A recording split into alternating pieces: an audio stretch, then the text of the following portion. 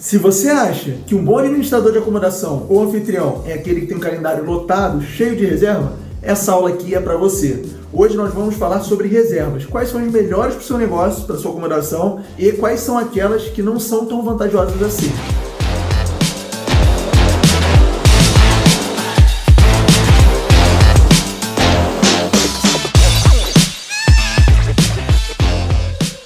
Então, o ponto de partida da aula de hoje é o seguinte. Já coloquei a pergunta ali. Toda reserva é boa? E na sequência eu já coloco a frase que já indica pra gente a resposta. A frase no meu nome. Olha que maravilha. Calendário reservado não é sinônimo de bom resultado. E por que eu coloquei essa frase? Por que eu estou dizendo isso? Eu estou afirmando isso? Porque nem toda reserva é boa. E aqui o desafio que eu vou propor é o seguinte.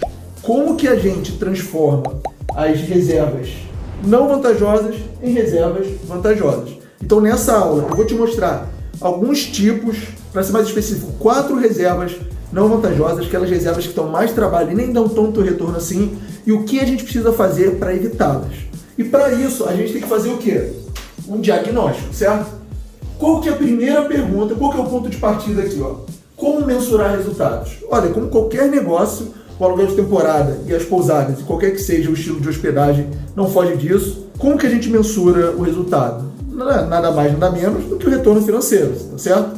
E aí, pensando nisso, da onde que vem, né, a receita, o faturamento de nós que trabalhamos com hospedagem em nossas acomodações? Das reservas. Só que nem toda reserva é tão boa assim. E aqui eu separei 2 tipos, nas vantajosas e o que eu chamei aqui de não favoráveis, desfavoráveis, entenda como quiser. Eu só preciso fazer uma observação com você que é o seguinte. Aqui eu estou tratando das reservas pela sua configuração, pelo seu tempo de duração e pelo valor que ela retorna. Eu não estou falando daquelas reservas que são indesejáveis porque o hóspede era mal educado, porque o hóspede deixou o apartamento sujo, mau caráter. Não é por conta de nada comportamental, nada ligado à pessoa. É ligado às características da reserva e o que é melhor para o seu negócio ou não. Combinado? Então, das reservas não favoráveis, o que a gente tem que saber? A gente tem que ver o sintoma. O que é uma reserva não favorável, afinal de contas, quais são os tipos e, principalmente, tão importante quanto, aliás, o que fazer para evitar. Porque não adianta eu ficar falando que esse tipo de reserva, aquela reserva lá não é boa, não é ideal, não é melhor para o nosso negócio e também não te orientar o que você pode fazer para evitar.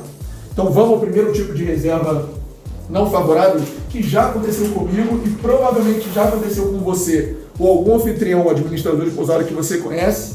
Olha só. Na verdade, aqui é o seguinte, são 2 tipos de reservas não favoráveis que acontecem em feriados, tá?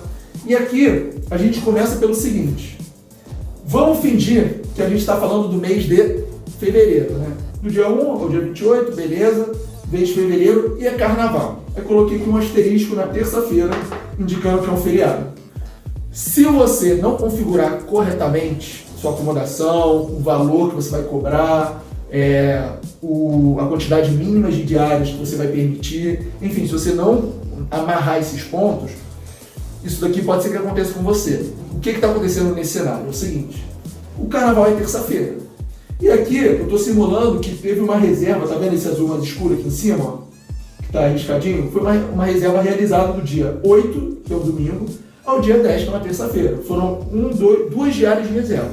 E aí a gente está falando de carnaval. Olha, se você tem uma acomodação, você sabe bem que no carnaval, só 2 dias para realizar a reserva não é o máximo potencial que você pode ter de retorno financeiro. Você sabe que no carnaval, muito bem, a pessoa pode chegar na quinta-feira e ir embora na quarta-feira de cinzas, certo? Então, assim, o que seria o ideal? Você está vendo esse pontilhadinho que eu coloquei? Esse pontilhadinho é uma reserva mais vantajosa, né? Que seria da sexta-feira, dia 6, até a quarta-feira, dia 11, quarta-feira de cinzas. Faz sentido. É plausível isso acontecer. Só que dependendo da forma que você configurar o seu calendário, esse tipo de reserva pode acontecer. E você provavelmente não vai ficar satisfeito com isso, porque você sabe que não é o máximo de potencial que você poderia estar explorando. Porque uma reserva curta, assim, dificilmente vai te trazer o resultado, o retorno financeiro, que uma reserva mais longa tem o potencial de dar. E nesse cenário, tem 2 ações que você pode fazer, tá? Que é exatamente o que eu faço nas acomodações Minha Casa Sua Casa. O que são esses cenários? É a combinação de 2 estratégias. A primeira estratégia é a seguinte, o feriado é na terça-feira, mas o que eu faço? Tá? tá? E isso que eu faço é também pensando no próximo tipo de reserva não desejável, que a gente também evita isso daqui que eu vou falar na sequência, mas eu já vou falar aqui. Primeiro ponto é o seguinte: você tem que mapear todas as temporadas e todos os eventos na sua região, na sua cidade, que tem alta demanda. Então, Ano Novo, no país inteiro, Carnaval, provavelmente em muitas partes do país. No caso do Rio de Janeiro, tem Rock in Rio. No caso do Blumenau, tem o Oktoberfest. Você tem que saber o que tem na sua região. Os feriados, enfim, a festa de tomate aqui em Patilha ou Férias, aqui no Rio de Janeiro. Enfim, você tem que saber na sua região o que tem alta demanda. Depois que você identifica isso, você tem que criar uma precificação diferente, porque a demanda é maior, então você pode cobrar mais caro. É a lei da oferta e da procura. Isso daí todo mundo já sabe. Aí o que você faz? Qual é o primeiro ponto? Se o feriado é na terça, não adianta, não é que não adianta, mas não é recomendável você só precificar maior na terça-feira. O que eu faço nas acomodações? O que eu faço nas acomodações que eu administro? Eu coloco uma folga antes do feriado e uma folga depois. O que é essa folga, gente? É o seguinte: se o feriado é na terça, e eu sei que eu estou falando do carnaval, a gente tem sábado, domingo, segunda, terça, e no caso do carnaval até quarta. Então a gente tem, vamos botar aqui, 7, 8, 9, 10 pontos, são esses 4 dias. Qual é a primeira coisa que eu faço? Eu pego 2, 3 dias antes, 2, 3 dias depois, e crio um evento maior do que na verdade ele é. Então nesse caso aqui, vamos voltar. Eu precificaria, tá aqui o dia 11, mais ou menos aqui, de sexta-feira, vou fazer um xizinho aqui, tá certo? E eu pegaria eu peguei aqui, quarta, peguei 2 dias depois, vou pegar 2 dias antes, pegaria aqui, sexta, quarta, aqui, Então, eu pegaria o intervalo do dia 4 ao dia 13 e chamo isso de carnaval. Por quê? Porque eu boto uma folga, tá? Primeiro ponto.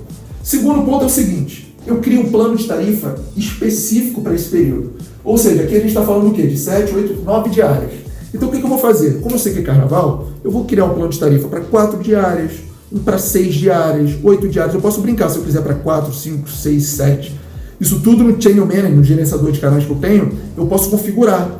Então, se você conseguir combinar essas duas estratégias, que é o que eu faço hoje, você não vai mais receber esse tipo de reserva, que na minha opinião é indesejável, é não favorável para o seu negócio. Porque você deixa de ganhar o dinheiro, o retorno financeiro que você poderia ganhar. Eu te garanto, porque eu já conversei com muitos anfitriões e administradores, que isso acontece com muitos. Eu aluguei o Ano Novo por R$ 1.500. O meu carnaval foram 3 diárias.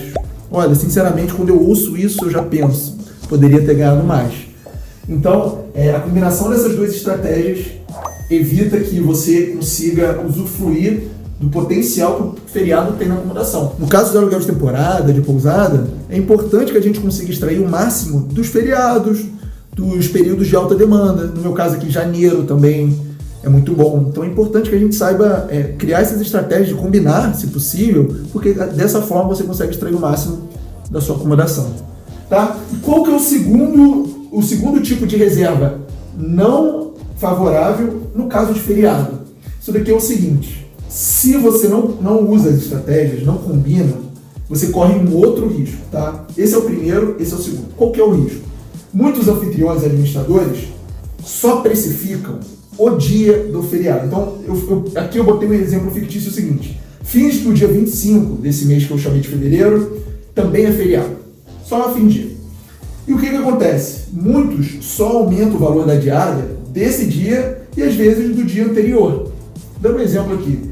E se você não tiver uma estratégia de plano de tarifa e de combinar com temporadas e eventos, o que pode acontecer? Você corre o risco de receber uma reserva antes e receber uma reserva depois. E logo o feriado, que era o mais vantajoso, no sentido de ter mais demanda, que você está cobrando mais alto, corre o risco de ficar vazio. Por quê? Porque da forma que você configurou, você permite que clientes não reservem no que é melhor para você. Provavelmente isso daqui é bom para eles e não é bom para você. E no aluguel de temporada na pousada tem que ser bom para os dois lados, concorda comigo? Como eu estava falando, nesse caso aqui, a estratégia para evitar esse tipo de cenário indesejável, aqui até são 2 reservas, mas para você não é bom, porque o feriado em si não está sendo explorado.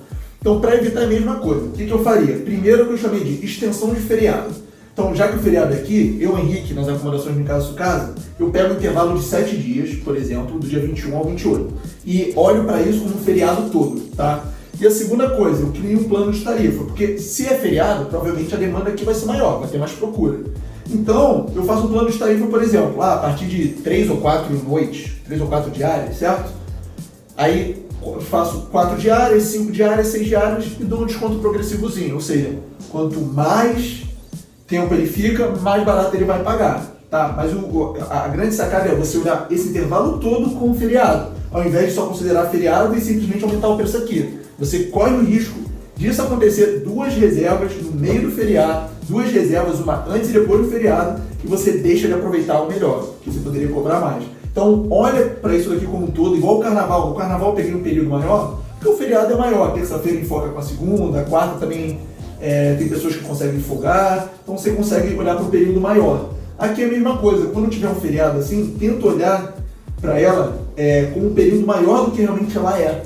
E aí trabalhe o feriado no intervalo maior, porque isso vai dar mais tranquilidade para você. E eu garanto que você, adotando essas estratégias, a combinação dessas 2 estratégias, você vai conseguir evitar esses 2 tipos de reservas indesejáveis. São reservas que não dão um retorno financeiro que você conseguiria. Por quê? Seja porque ela é menor do que o período do feriado todo, ou porque ela não explorou a melhor parte do feriado. Né? Imagina o ano novo, por exemplo. Olha só. Imagina que seria 31 de dezembro. E se você tem uma reserva que termina dia 30 de dezembro e uma começa 1º de janeiro. Não é o melhor cenário, você concorda comigo? O melhor cenário é uma reserva que pegue o feriado em si. Então, esse é o primeiro tipo de reservas não desejáveis que eu chamei aqui, né? Que a gente enxerga muito acontecer em feriados. Me conta aqui nos comentários, isso já aconteceu com você? Fala a verdade. Comigo, eu confesso que quando eu cadastrei a primeira acomodação que eu comecei a trabalhar, lá em 2016, mas isso aconteceu em 2017, porque eu coloquei na Booking um pouquinho depois, eu esqueci de configurar para o Rock in Rio. E aí acabou que a pessoa reservou uma reserva curta, uma reserva normal para o Rock in Rio. Acabou que depois ela cancelou, por sorte minha, né? Mas enfim, eu ia ter que honrar, porque eu esqueci de configurar temporadas e eventos. Só que na época eu também não tinha essa informação de plano de tarifa, eu não sabia que era isso. E hoje é uma das estratégias que eu mais uso e você vai ver aqui que ela aparece em todas. Porque o plano de tarifa é uma estratégia inteligente no seguinte sentido. Ela consegue mostrar a sua acomodação para os clientes que fazem reservas que são mais interessantes para você. Então, a estratégia de plano de tarifa, ela consegue trazer reservas que são boas para os 2 lados. Boas para os hóspedes, porque estão pagando mais barato que pagariam num período menor. Boas para quem administra a acomodação, porque são reservas mais lucrativas e que também dão menos trabalho, tá? E aí esse é o primeiro tipo de reservas não desejáveis. Na verdade é que a gente matou um coelho com 2 cajadadas, porque na verdade, a gente está falando de feriado, mas são 2 tipos de reservas não desejáveis, certo? E aí agora a gente vai entrar na próxima. A próxima é reservas muito curtas. Aqui é importante eu explicar 2 conceitos para você, tá? Aqui a gente tem o custo operacional e o custo que eu chamo de oportunidade. Eu vou começar pelo mais fácil, que é o operacional. Custo operacional é a mão de obra da limpeza, os produtos de limpeza, a manutenção, a lavanderia. É tudo aquilo que você precisa fazer para preparar a acomodação para receber um próximo hóspede. Então, quando acabar uma reserva, você tem que ter esse trabalho, você tem que limpar as roupas de cama, as toalhas, chamar alguém para limpar o apartamento, o imóvel, a pousada, para receber um novo hóspede. Então, isso é custo operacional. A cada nova reserva, você tem essa despesa para cá. E o que eu chamo de custo oportunidade é o seguinte, é aquilo que é invisível aos olhos, aquilo que é impossível saber, impossível prever. O que é? Se a sua acomodação recebe uma reserva curta, essa reserva curta impede, inviabiliza que uma reserva maior, mais lucrativa, apareça ali para sua acomodação. Concorda comigo? Eu sei que isso, Henrique, aí você está viajando demais, que isso? Não, peraí, não é assim. É assim sim. Se você tem uma reserva de 2 diárias, você está impedindo que uma reserva, de repente, de 5, 6, 7 diárias reserve ali. E você impedir isso é mais custo para você, por causa do custo operacional, e você deixa de ganhar, né, o que você poderia ganhar com uma reserva maior, que é o que eu estou chamando aqui de custo-oportunidade. Reservas curtas, você tem esses 2 ônus. Você gasta operacionalmente e você perde oportunidades melhores que você poderia ter para a sua acomodação. Só que aqui eu tenho que ser muito cauteloso com você, que é o seguinte, tem algumas variáveis também que a gente tem que ponderar. é muito difícil de eu generalizar. Não necessariamente reservas muito curtas são reservas ruins, não é isso. Depende da sua acomodação, depende do momento que você está começando. Vou ser sincero, se eu começar a trabalhar uma acomodação do zero, eu vou trabalhar para ter muitas reservas no início. E de repente eu teria muitas reservas curtas. Por que isso? Porque uma acomodação quando está começando, ela precisa de ganhar força, precisa de ganhar corpo, vamos dizer assim, dentro da plataforma. Está bem ranqueada, está bem avaliada. E como que a gente consegue isso? Colocando reserva, pessoas tendo boas experiências, eu entendendo o que está dando certo e o que não está. Então, assim, dependendo da sua estratégia, Rick, acabei de começar a administrar essa acomodação.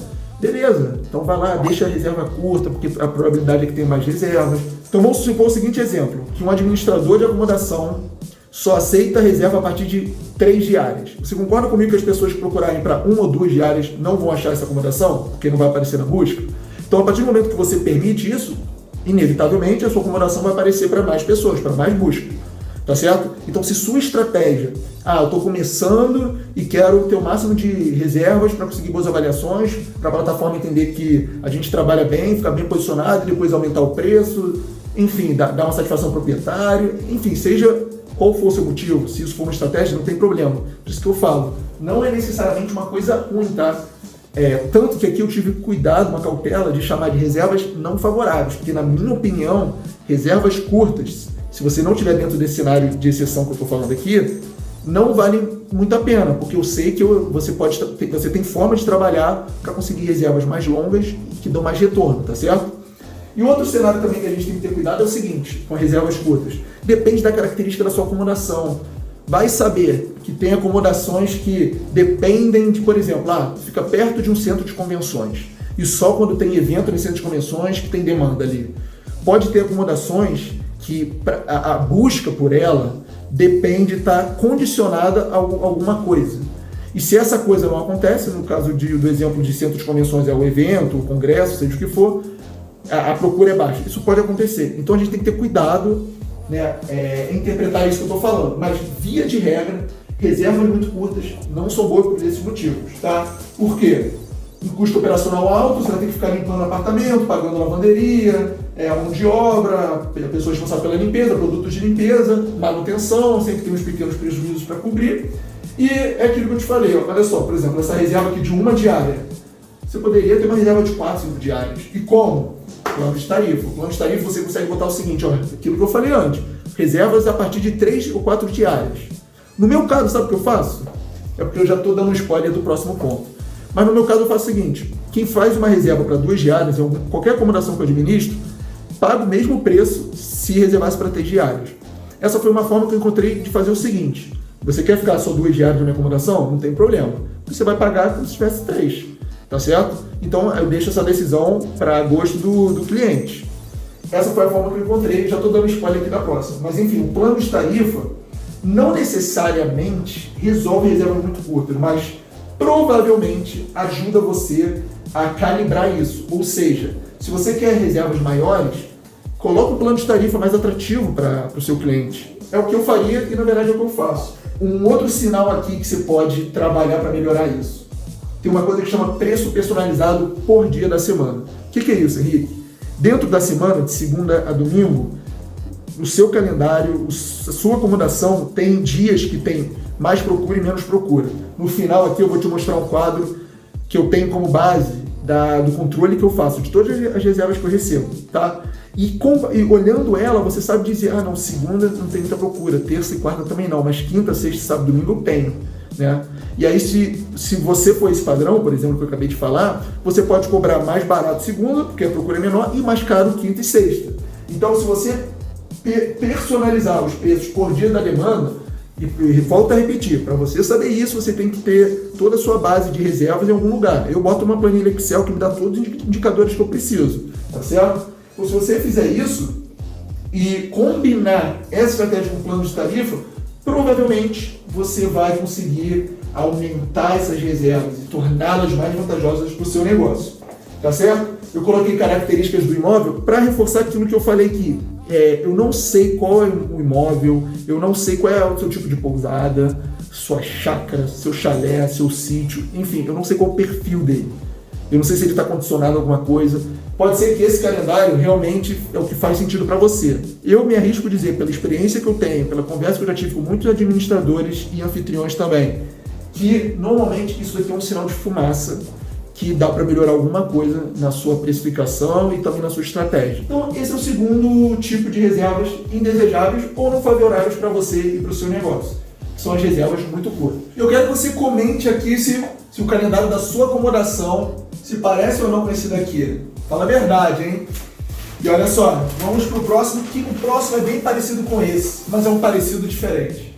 Esse daqui é um clássico, refém do final de semana. E eu já vou começar pelo final, que é característica do imóvel, na verdade, característica da acomodação. Por que isso? Porque eu, por exemplo, administro uma casa em Angra. No caso de casa é ótimo. No caso de casa, faz muito sentido só ter reserva durante final de semana, pelo menos em Angra, porque a pessoa tem que viajar, leva a família, não é uma casa num centro urbano que você pode ir dia de semana, não é assim. Então, no meu caso, que eu administro uma casa em Angra, faz sentido o calendário ser assim, e é bem parecido. O que eu faço é, através do plano de tarifa, tentar aumentar isso para mais diárias, porque quanto mais diárias, mais eu vou conseguir retorno para casa, tá certo? Então, o que eu faço é, primeira coisa, na verdade, o que você tem que saber, faz sentido para você, para sua acomodação, ser só final de semana? Assim, o que eu arrisco a dizer? As acomodações mais remotas, provavelmente chácara, sítio, pode ser até que faça sentido. No caso de chácara, de repente, eu acho que faz sentido reservas longas também, porque tem muitas pessoas que vão para ficar um mês, sei lá, algumas semanas, um período maior. Mas no caso, por exemplo, da casa que eu administro, é uma casa para você ir com a família, com os amigos, você não vai ficar lá a semana inteira. Isso, não, pelo menos nesse caso, não aconteceu. Tá? Então, primeiro você tem que saber que essa característica da sua acomodação combina com esse calendário. Porque, via de regra, na maior parte dos casos, quando isso acontece, está faltando combinar a estratégia. E qual é a combinação de estratégia aqui? São aquelas que a gente já passou. Primeiro, plano de tarifa. Ou seja, tem que tornar atrativo, nem preciso falar, né? Mas enfim, tornar atrativo para as reservas que são mais vantajosas para você, tá? Isso a gente já entendeu. E combinar com preço personalizado por dia, aquela mesma história. Provavelmente, sábado, domingo e sexta são as maiores demandas. Cobra metade do valor na quinta. Cobra, sei lá, metade do valor na quarta.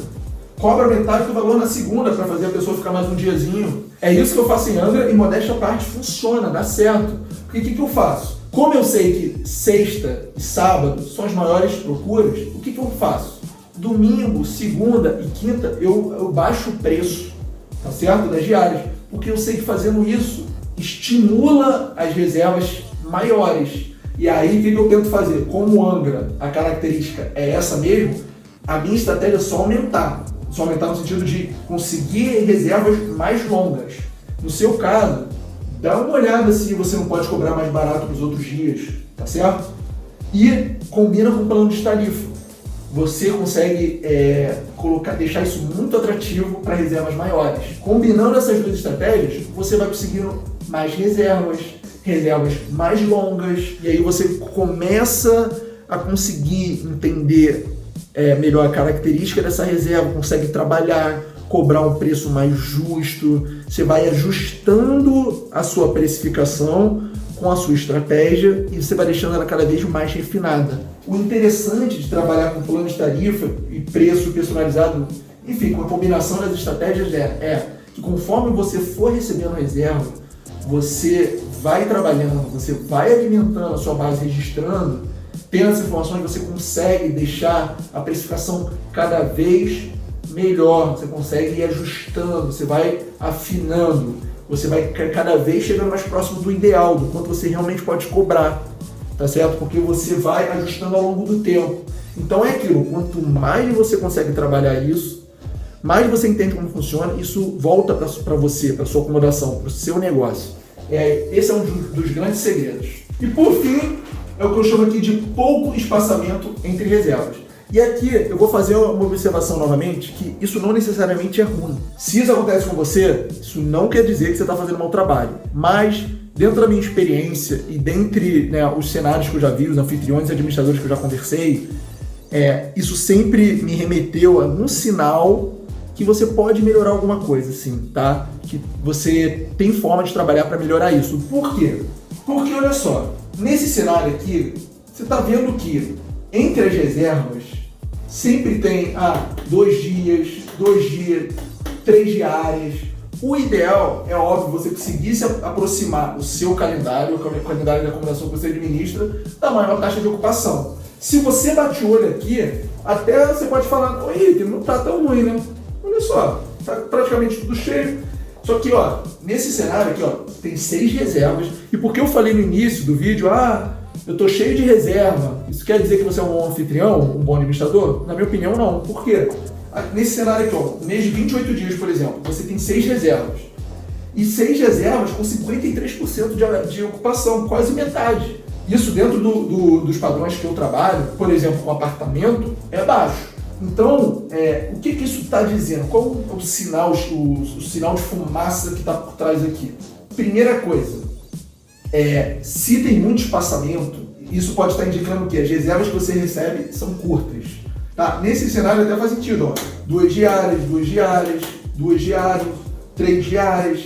Então, primeiro ponto você está recebendo muita reserva curta, tá? E aí uma reserva entre a outra acaba deixando espaço. E esses espaços, por exemplo, no meu caso, eu até aceito reserva de 2 diárias, mas é o que eu falei antes. A pessoa que faz reserva 2 diárias paga o preço da mesma que reserva 3. Então, normalmente não é vantajosa, é mais difícil de eu trabalhar. O que está por trás aqui? Você está com muito espaço para trabalhar, só que é um intervalo muito pequeno de períodos específicos. Então, assim, é difícil.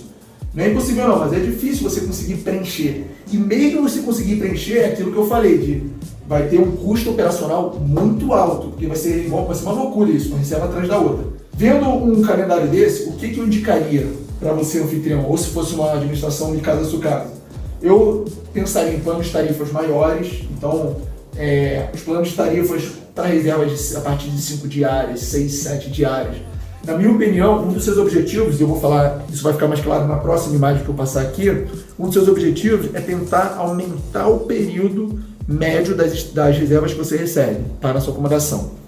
Então, no plano de tarifa, tenta colocar maior isso. De plano de tarifa, o que eu acabei de lembrar que eu ainda não falei é o seguinte, como eu tenho Channel Manager, um gerenciador de canais, eu consigo configurar da forma que eu quero.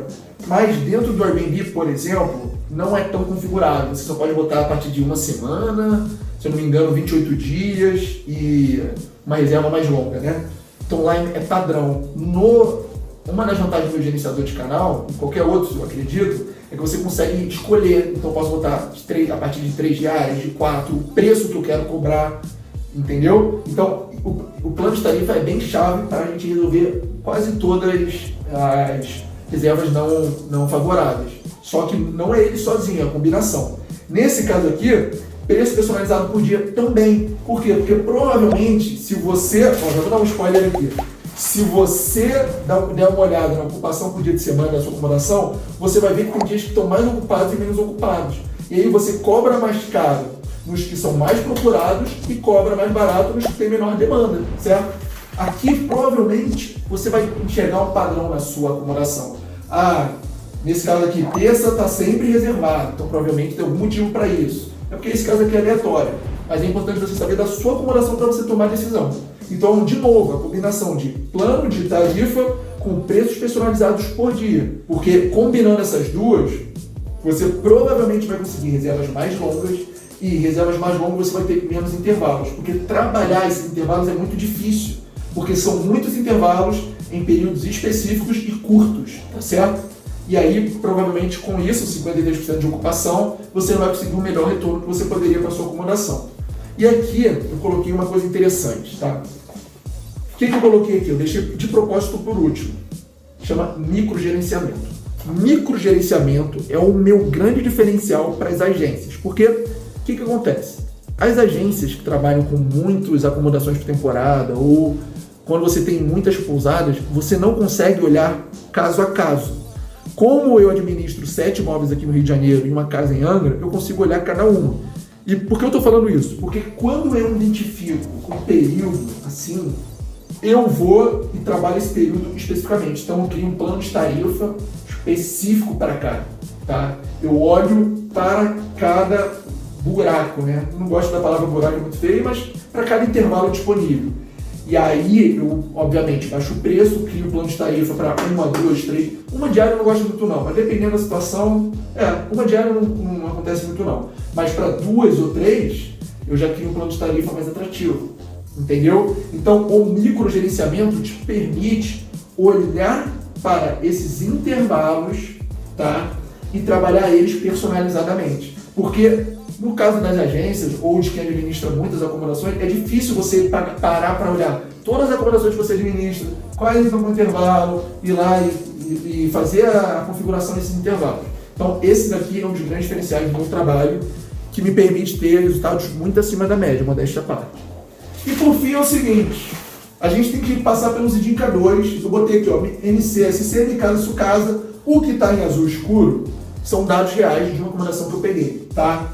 E o que é importante? Por que eu estou trazendo esses indicadores? Porque esses indicadores, eles te mostram se você está indo na direção certa ou não, se você está fazendo um bom trabalho. Só que o que é importante você saber é o seguinte, nunca olhar esses indicadores separadamente. Porque se você olhar separadamente, vai cair porque eu falei logo no início do vídeo. Se você acha que anfitriões e administradores que fazem um bom trabalho são aqueles que estão com o calendário lotado, com muitas reservas. Muitas das vezes, isso pode não indicar muita coisa. E você vai entender por quê. Porque aí vai cair no que eu falei no início do vídeo. Você lembra que eu falei? Se você acha que administrador ou anfitrião bom é aquele que, tô com muita reserva, meu calendário está lotado. Não é bem assim, não. Isso não quer dizer muita coisa. E você vai entender agora por quê. Deixei isso para o final, para a gente conseguir entender como a gente vê se está fazendo ou não um bom trabalho, com base em números. O que acontece? Eu coloquei os indicadores que são mais pertinentes com o que a gente está falando de reserva. São os indicadores mais básicos. Taxa de ocupação. O que é a taxa de ocupação? É a quantidade de dias reservados dividido pela quantidade de dias reservados. Por que eu estou falando dias reservados? Porque se a sua acomodação, por exemplo, estava em obra, ela não estava reservada. Então você tem que descontar esses dias, tá? Então, taxa de ocupação é a quantidade de diárias, né, que você recebeu naquele período, naquele mês, dividido pela quantidade de diárias reservadas, certo? Eu peguei de uma acomodação de Casa Sua Casa no período de 12 meses, de 81%, é um apartamento que eu administro aqui. Depois da taxa de ocupação, é importante que você olhe de forma conjunta, como eu falei, o preço da diária média. Por que eu estou falando isso? Porque como tem muito anfitrião e administrador que acha que está fazendo um bom trabalho, porque aqui está 90%, 100%, provavelmente pode não estar olhando para cá. Porque a tendência é uma gangorra.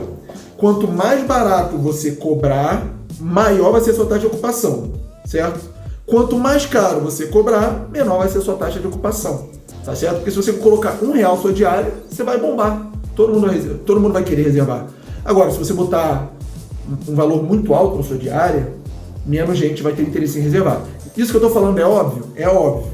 Mas, ao mesmo tempo, muitos administradores e anfitriões não lembram disso quando falam que estão fazendo um bom trabalho porque a taxa de ocupação está alta. A taxa de ocupação estar alta, por si só, não diz muita coisa. E é por esse motivo que eu estou falando. Provavelmente, no caso desses anfitriões que estão com uma taxa de ocupação alta, tem que parar para olhar o preço da diária média, tá certo? E eu coloquei mais duas informações aqui que não é muito comum, eu não vejo muitos anfitriões e nem administradores olhando essa informação, mas olha só, o fato é o seguinte, a partir do momento que você registra as reservas que você recebeu na sua acomodação, você tem condição de olhar para essas informações, esses dados, tá? Quais são esses dados?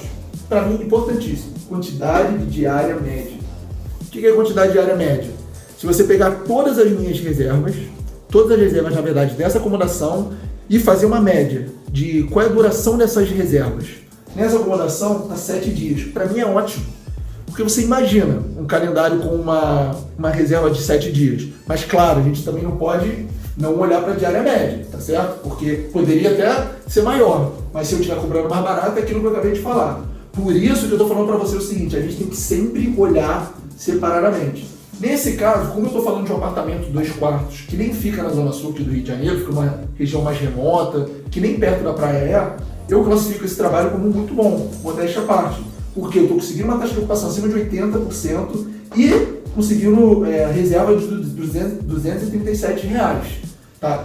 No caso desse apartamento especificamente, eu estou trabalhando ele há muito tempo, desde 2016. Então ele está muito forte nas plataformas, está muito bem ranqueado, as fotos estão boas, né? Eu faço todas as atualizações e as configurações que precisam, com certa frequência, respondo rápido, enfim. Isso é uma outra aula que eu vou gravar, mas tem todo um trabalho que você pode e deve fazer para conseguir levantar o ranqueamento da sua acomodação dentro das plataformas, que é onde dá mais visibilidade para elas, tá certo? Então, beleza. Um dos objetivos que eu tenho, por exemplo, é sempre procurar aumentar a quantidade de diárias médias, porque é aquilo que eu falei, para mim reservas mais longas são mais vantajosas, menos custos operacionais, só que o desafio é não deixar isso daqui cair muito. Porque seria muito fácil eu falar, meu desafio é ter uma taxa de ocupação alta, né? Só que não adianta nada Para mim não é eficaz ter uma alta taxa de ocupação e um valor da diária média cada vez menor. Para mim não faz sentido. Então, qual que é o meu objetivo? Aumentar a quantidade de diária média ou taxa de ocupação e manter o mais próximo disso o preço da diária média. Tem uma estratégia de precificação que chama preço da diária base, o preço base da diária, que está muito relacionada com isso, que a gente consegue chegar até ela olhando outros dois indicadores que não estão aqui e é tema de próxima aula, só estou pensando alto aqui. Por que eu coloquei a ocupação por dia da semana? Porque naqueles tipos de reservas indesejáveis ou não favoráveis, entenda como quiser, que eu citei a precificação personalizada por dia da semana, como eu dei de exemplo antes, é olhando para isso daqui. Então, isso daqui é o seguinte, no ano tem 52 semanas, certo? O que eu peguei? Eu peguei 52 segundas, 52 terças, 52 quartas, 52 domingos. E eu tracei uma percentagem. Como eu te falei, isso é dado de um apartamento que eu administro aqui durante um ano. E o que eu vi? Que terça e quarta são os dias menos reservados. Então, o que eu faço? Nas terças e nas quartas eu cobro menos. Eu cobro menos do que 237. Aí eu dou um desconto de 15%, certo? Só que na sexta, no sábado e no domingo, o que eu faço? Eu cobro mais 10%, mais 15%. Isso tudo eu também faço através do microgerenciamento, porque dependendo do período, eu tenho condição de dar mais desconto ou menos desconto. E aqui é a mesma coisa, de aumentar mais ou aumentar nem tanto mais. Dependendo, por exemplo, na época do coronavírus eu tive condição de aumentar 15%, tá certo? Então, fazendo o microgerenciamento, principalmente porque a janela de reserva está mais curta, ou seja, as pessoas estão fazendo a reserva mais próxima da data do check-in, você tem que trabalhar essa variação do preço personalizado por dia da semana, você tem que trabalhar mais próximo da data, você não consegue fazer com muita antecedência, né? Muito por conta do coronavírus. Mas enfim, isso também é assunto para outra aula. Eu espero que você, com isso tudo que a gente passou, agora tenha um olhar mais crítico sobre as reservas que você recebe na sua acomodação e principalmente o seguinte, consiga olhar para esses indicadores de forma conjunta.